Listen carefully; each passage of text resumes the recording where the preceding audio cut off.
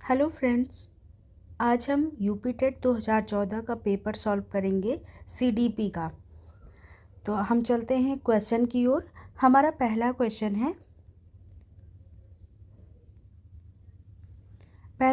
है हमारा, अप्रेरणा का वर्गीकरण होता है। ऑप्शन ए है स्वाभाविक और कृत्रिम, बी है कम महत्वपूर्ण तथा अधिक महत्वपूर्ण, सी है जन्मजात तथा अर्जित, डी है अप्रेरणा तथा प्रलोभन। तो स्वाभाविक और कृत्रिम ये गलत है, कम महत्वपूर्ण और अधिक महत्वपूर्ण ये भी गलत है, जन्मजात और अर्जित ये भी सही, ये सही है, अप्रेरणा और प्रलोभन ये गलत है। जन्मजात और प्रेरणा जन्मजात और अर्जित होती है। अर्जित में आएगा जैसे पैसा कमाना, सम्मान कमाना आदि, ये अर्जित अप्रेरणा है। और जन्मजात की बात करें तो भूख प्यास ये सब जन्मजात अप्रेरणा है। अब इसमें सही ऑप्शन होगा ऑप्शन सी। अब अगले क्वेश्चन की ओर हम चलते हैं। अगला क्वेश्चन है हमारा, सीखने की प्रक्रिया में सीखने का स्थानांतरण हो सकता है। सीखने का स्थानांतरण हमने पहले भी ये क्वेश्चन सॉल्व किया था कि सीखने के स्थानांतरण में सकारात्मक भी होगा और नकारात्मक भी होगा, शून्य भी होगा। तो इसमें डी ऑप्शन सही होगा कि सभी होगा। अब क्वेश्चन नंबर 3 होगा, निम्न में से कौन सा मन अंतर्दृष्टि द्वारा सीखने की व्याख्या करता है। अंतर्दृष्टि को इंसाइट बोलते हैं या सूझ बोलते हैं। तो कौन सा मन सूझ द्वारा सीखने की व्याख्या करता है। सीखने की व्याख्या करता है तो क्या मनोविश्लेषणवाद है, व्यवहारवाद है या संबंधवाद है या गेस्टाल्टवाद है। तो इसका डी ऑप्शन सही होगा, गेस्टाल्टवाद। गेस्टाल्टवाद क्या कहता है, अचानक ही समस्या का हल ढूंढ लेना। इस गेस्टाल्टवाद के जनक होंगे मैक्स वर्दीमर। तो ये आपका तीसरा का डी ऑप्शन सही है। अगला क्वेश्चन है, किस मनोवैज्ञानिक ने सीखने की सामग्री के रूप में निरर्थक शब्दों का प्रयोग किया। निरर्थक शब्द हों तो जो इसमें पहला ऑप्शन है विलियम जेम्स, स्किनर, एबिंगहॉस और बार्टलेट। तो इसका सही ऑप्शन होगा सी, एबिंगहॉस। एबिंगहॉस ने सीखने की सामग्री के रूप में निरर्थक शब्द का प्रयोग किया था और अधिगम मनोविज्ञान के जनक भी एबिंगहॉस ही हैं। तो इसका सी ऑप्शन सही है। क्वेश्चन नंबर 5, सीखने के नियम दिए थे। तो क्या सीखने के नियम पावलोव ने दिए थे, स्किनर ने दिए थे या थार्नडाइक ने या कोहलर ने। सीखने का नियम दिया था थार्नडाइक ने। थार्नडाइक ने सीखने के 3 नियम दिए थे, अभ्यास का नियम और तत्परता का नियम, अभ्यास का नियम और प्रभाव का नियम। तो थार्नडाइक का सीखने का नियम किसने दिया, थार्नडाइक ने। 5 का सी सही है। और 6 क्वेश्चन की ओर चलते हैं। सीखना क्या है, व्यवहार में परिवर्तन है, हाँ। अनुभव तथा अभ्यास का परिणाम है, हाँ। व्यवहार में अपेक्षाकृत अस्थायी परिवर्तन है, हाँ। ये सभी सीखना क्या है, सीखना ये सभी है। तो ये डी ऑप्शन सही होगा। क्वेश्चन नंबर 7 की ओर चलते हैं। क्वेश्चन नंबर 7 है हमारा, शारीरिक वृद्धि और विकास को क्या कहेंगे। शारीरिक वृद्धि होगी और विकास होगा तो इसको क्या कहेंगे, तत्परता कहेंगे। तत्परता तो सीखने का नियम है। अभिवृद्धि कहेंगे या गतिशीलता कहेंगे या आनुवांशिकता कहेंगे। तो इसको सबसे सही इसका अभिवृद्धि होगा। अभिवृद्धि, शारीरिक वृद्धि और विकास को अभिवृद्धि कहेंगे। तो इसका बी ऑप्शन सही है। क्वेश्चन नंबर 8 है हमारा, चिंतन संज्ञानात्मक पक्ष में एक मानसिक क्रिया है। यह कथन किसका है, यह एक कथन है। चिंतन संज्ञानात्मक पक्ष में एक मानसिक क्रिया है। तो यह रास द्वारा ये कथन कहा गया था। तो इसका डी ऑप्शन सही होगा, 8 का डी। अब चलते हैं क्वेश्चन नंबर 9 की ओर। क्वेश्चन नंबर 9 है, बाल मनोविज्ञान के आधार पर कौन सा कथन सर्वोत्तम है। बाल मनोविज्ञान के आधार पर कौन सा कथन सबसे सर्वोत्तम है। तो सारे बच्चे एक जैसे होते हैं, नहीं। कुछ बच्चे जल्दी सीख लेते हैं, कुछ बच्चों की सीखने की गति धीमी होती है। तो सारे बच्चे एक जैसे नहीं होते। कुछ बच्चे एक जैसे होते हैं, ये भी सही नहीं है। कुछ बच्चे विशिष्ट होते हैं, ये भी सही नहीं। प्रत्येक बच्चा विशिष्ट होता है। तो ये डी ऑप्शन सही है। अगला क्वेश्चन नंबर 10 है, बाल मनोविज्ञान का केंद्र बिंदु क्या है। बाल मनोविज्ञान का केंद्र बिंदु क्या है? अच्छा शिक्षक नहीं, बालक, शिक्षक प्रक्रिया और विद्यालय। तो बाल मनोविज्ञान का प्रमुख केंद्र होगा बालक। बाल केंद्रित शिक्षा दी जाती है, तो ये बालक सही ऑप्शन होगा। क्वेश्चन नंबर 11 है हमारा, अच्छी स्मृति की विशेषताएं हैं। अच्छी स्मृति की क्या विशेषताएं हैं? शीघ्र पुनः स्मरण, शीघ्र पहचान, अच्छी धारणा, ये सभी। तो क्वेश्चन नंबर अच्छी स्मृति का ऑप्शन ये सभी होगा, क्योंकि वुडवर्थ ने इसके अच्छी स्मृति की 4 विशेषताएं बताई थी, अधिगम, धारण, पुनर्स्मरण और पहचान। तो इसका पुनर्स्मरण भी है और पहचान भी है, धारण भी है, तो ये सभी ऑप्शन सही होंगे। 11 का डी ऑप्शन सही होगा। अब चलते हैं क्वेश्चन नंबर 12। क्वेश्चन नंबर 12 है, संवेग का शाब्दिक अर्थ क्या होगा? संवेग क्या है? संवेग का शाब्दिक अर्थ होगा हलचल, क्रोध या भय, स्नेह तथा प्रेम, उत्तेजना या भावों की में उथल पथल, उपयुक्त में से कोई नहीं। संवेग जो है इमोवेयर लैटिन शब्द है, उससे बना हुआ है। तो इसमें उत्तेजना या भावना की बात की गई है, और इमोवेयर का मतलब होता है हलचल। तो उत्तेजना या भावों में उथल पुथल ही संवेग कहलाता है। क्वेश्चन नंबर 13 की ओर चलेंगे। क्वेश्चन नंबर 13 है हमारा, कौशल सीखने को पहली अवस्था कौन सी होगी? कौशल सीखना है हमें, तो उसकी कोई हुनर सीखना है, तो उसकी पहला स्टेज कौन सा होगा? तो पहली अवस्था होगी अनुकरण की। कौशल सीखने की पहली अवस्था होगी किसी आइडियल द्वारा उसका अनुकरण करना और उससे ट्रेनिंग लेना, ये पहली अवस्था है। तो अनुकरण इसका सही ऑप्शन होगा। क्वेश्चन नंबर 7 की ओर चलेंगे।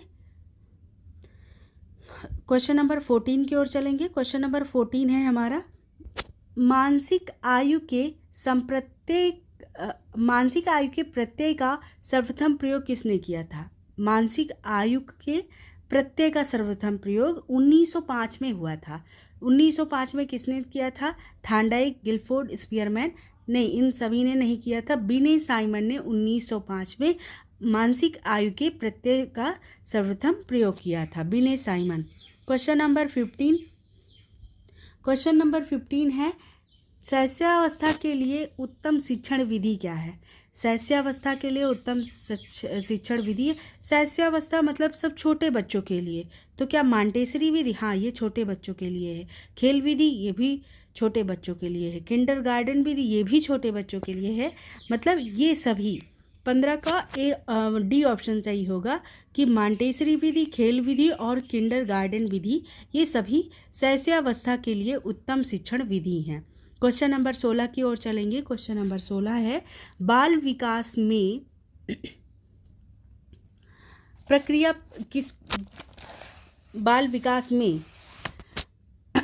प्रक्रिया पर बल है, वातावरण और अनुकरण की भूमिका पर बल है, गर्भावस्था से किशोरावस्था तक का अध्ययन होता है, उपयुक्त सभी पर।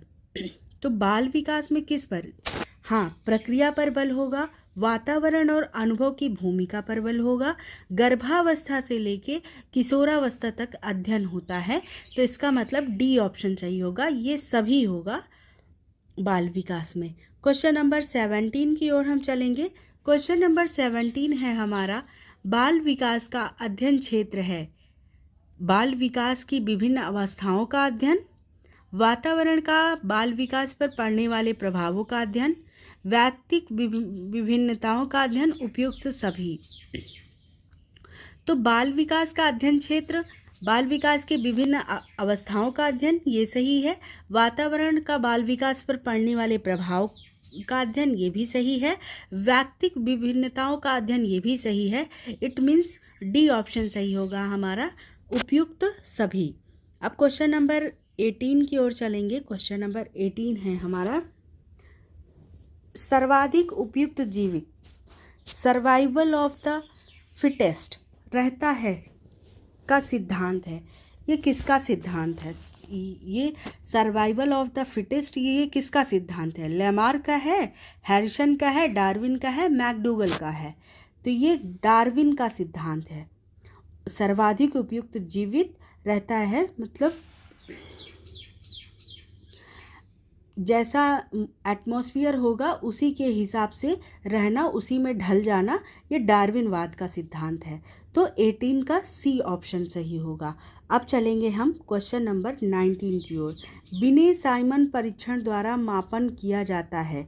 बिने साइमन, तो ये आपको पता है अच्छी तरह से, बुद्धि का परीक्षण किए थे बिने साइमन। तो क्या ये सामान्य बुद्धि का परीक्षण था, या विशिष्ट का था, या अभिवृत्ति का था, या अभिक्षमता अभिवृत्ति का नहीं, इन दोनों में से होगा, क्योंकि बिने साइमन बुद्धि से संबंध रखते हैं। तो सामान्य बुद्धि या विशिष्ट बुद्धि में से विशिष्ट बुद्धि का बिने साइमन द्वारा परीक्षण का मापन किया गया था। 19 का बी ऑप्शन सही होगा। अब 20 नंबर क्वेश्चन की ओर चलेंगे। संवेगात्मक विकास को प्रभावित करने वाले कारक। संवेगात्मक विकास को प्रभावित करने वाले कारक कौन कौन से होते हैं? शारीरिक स्वास्थ्य, हाँ, मानसिक योग्यता, थकान, ये सभी। तो इसमें ऑप्शन होगा ये सभी का। इसमें संवेगात्मक विकास को प्रभावित करने वाले कारक में शारीरिक स्वास्थ्य भी होगा। अगर हम स्वस्थ नहीं हैं, हम बीमार हैं, तो फिर हमारा ज्ञानात्मक विकास नहीं हो सकता है। मानसिक योग्यता, यदि हमारे सीखने की दर एक धीमी है या एकदम कम है, तब भी हम संवेगात्मक विकास नहीं कर सकते। अगर हमें थकान लगी है तो क्या हम पढ़ना लिखना चाहेंगे, कुछ सीखना चाहेंगे? नहीं। तो इसका डी ऑप्शन सबसे सही है। अब क्वेश्चन नंबर 21 की ओर चलेंगे। सामाजिक प्रत्याशाओं के अनुरूप व्यवहार की योग्यता का अधिगम सामाजिक विकास कहा जाता है। ये किसका कथन है? सामाजिक प्रत्याशाओं के अनुरूप व्यवहार की योग्यता, ये कथन पूछ रहा है किसका है? तो क्या ये हरलॉक का है, टीपी नन का है, मैकडूगल का है, रॉस का है? तो ये सामाजिक प्रत्याशाओं के अनुरूप व्यवहार की योग्यता का अधिगम हरलॉक का है। जो कथन होते हैं, कथन को याद ही करना पड़ता है, इसकी कोई ट्रिक नहीं होती। तो 21 का ए ऑप्शन सही है। Question number 22। सीखने का सर्वाधिक उपयुक्त अर्थ है। सीखने में सबसे ज़्यादा उपयोगी क्या है? कौशल अर्जन, ज्ञानार्जन, व्यवहार में परिमार्जन, या फिर व्यक्तिक समायोजन? तो सीखने का सबसे उपयुक्त अर्थ होगा व्यवहार में परिमार्जन, व्यवहार में बदलाव। तो सी ऑप्शन सबसे सही होगा 22 का। 23 क्वेश्चन की ओर चलते हैं। वाणी दोष नहीं है, तो क्या मतलब हमारे बोलने में दोष नहीं है, हमारी ध्वनि आवाज़ में दोष नहीं है? तो इसका ऑप्शन, कौन सा ऑप्शन सबसे सही होगा? ध्वनि परिवर्तन और अस्पष्ट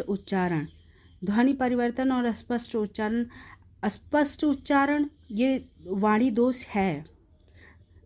हकलाना, तुतलाना, ये भी वाणी दोष है। तीव्र अस्पष्ट वाणी, ये भी वाणी दोष है। लेकिन धीमी या तेज गति से बोलना, ये हम पे डिपेंड करता है कि हम धीरे धीरे बोलेंगे या तेज बोलेंगे। तो ये वाणी दोष नहीं है। तो बी ऑप्शन इसका सही होगा। क्वेश्चन नंबर 24 की ओर चलते हैं। प्राथमिक स्तर पर मूल्यों की शिक्षा देने की सर्वोत्तम विधि क्या है? प्राथमिक स्तर पर मूल्यों की शिक्षा देने की सर्वोत्तम विधि क्या होगी? मूल्यों के महत्व को बताना, मूल्यों के पालन न करने पर दंडित करना, अध्यापक के व्यवहार में मूल्य स्थापन या उपयोग सभी। प्राथमिक स्तर पे बच्चा 1 से 5वीं कक्षा का है। मूल्यों की शिक्षा देने का मूल्यों की शिक्षा हम कैसे देंगे? क्या हम उसे मूल्यों का महत्व बताएंगे? तो छोटा बच्चा है तो वो कोई महत्व नहीं समझेगा किसी चीज़ का। मूल्यों का पालन करने के लिए दंडित करेंगे, दंड देना ये भी गलत है। अध्यापक के व्यवहार में मूल्य स्थापन, हाँ, अध्यापक जैसा होगा बच्चे उसका ही अनुकरण करेंगे। तो अगर अध्यापक का व्यवहार अच्छा होगा तो बच्चे भी मूल्यों की शिक्षा प्राप्त करेंगे उससे। तो सी ऑप्शन इसका सही ऑप्शन होगा। अब चलते हैं क्वेश्चन नंबर 25 की ओर। मूल्यों के वर्गीकरण में सम्मिलित नहीं है। क्या सम्मिलित नहीं है? आध्यात्मिक मूल्य, एन केन प्रकारेण धनार्जन का मूल्य, नैतिक मूल्य और सांस्कृतिक मूल्य। तो मूल्यों के वर्गीकरण में मूल्यों की बात होगी तो एक आदर्श अवस्था है, एक आदर्श, एक गुणों का समूह है। मूल्य है, मूल्य क्या है? गुणों का समूह होगा। एक आदर्श अवस्था है मूल्य, तो आदर्श अवस्था में सम्मिलित नहीं है। आध्यात्मिक मूल्य, हाँ, आध्यात्मिक मूल्य, पूजा पाठ, हाँ, ये समाहित है। नैतिक मूल्य, हाँ, हमारा ये कर्तव्य है कि हम भूखे को भोजन कराएं, गरीबों की मदद करें, ये नैतिक मूल्य भी शामिल है। सांस्कृतिक मूल्य भी शामिल है। एन केन किसी भी प्रकार से धन का अर्जन करना, ये सही नहीं है। तो ये बी ऑप्शन गलत होगा। एन केन प्रकारेण धनार्जन का मूल्य। क्वेश्चन नंबर 26 देखते हैं। व्यक्तित्व का संगठन का स्वरूप क्या होगा? व्यक्तित्व संगठन का स्वरूप क्या होगा? व्यक्तित्व क्या है? गुणों का समूह है। पर्सनालिटी गुणों का समूह है। तो क्या सामाजिक, आर्थिक, मनोवैज्ञानिक, आध्यात्मिक, सामाजिक, राजनीतिक और मनोवैज्ञानिक, शारीरिक। हाँ, मनोवैज्ञानिक और शारीरिक संगठन का स्वरूप होगा ये व्यक्तित्व, पर्सनालिटी हमारी। क्वेश्चन नंबर 26 के बाद 27 पे चलेंगे। क्वेश्चन नंबर 27 है, आत्म केंद्रित व्यक्ति होता है, अंतर्मुखी होगा, बहिर्मुखी होगा, उभयमुखी होगा या सामाजिक निर्भर होगा?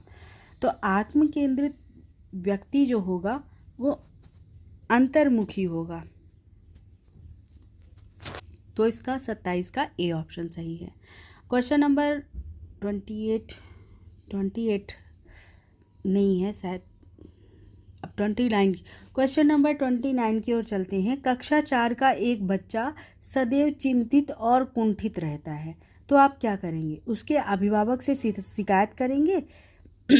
हमेशा वो परेशान रहता है तो आप उसके अभिभावक से शिकायत करेंगे या मनोचिकित्सक के पास ले जाएंगे या स्वयं परामर्शदाता की भूमिका का निर्वाह करेंगे? हाँ, आप बच्चे की समस्या का समाधान करेंगे, तभी आप एक अच्छे शिक्षक हैं।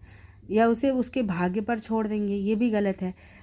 स्वयं परामर्शदाता की भूमिका का निर्वाह करेंगे, आप उसकी समस्याओं को सुनेंगे और उसकी समस्या का समाधान करेंगे।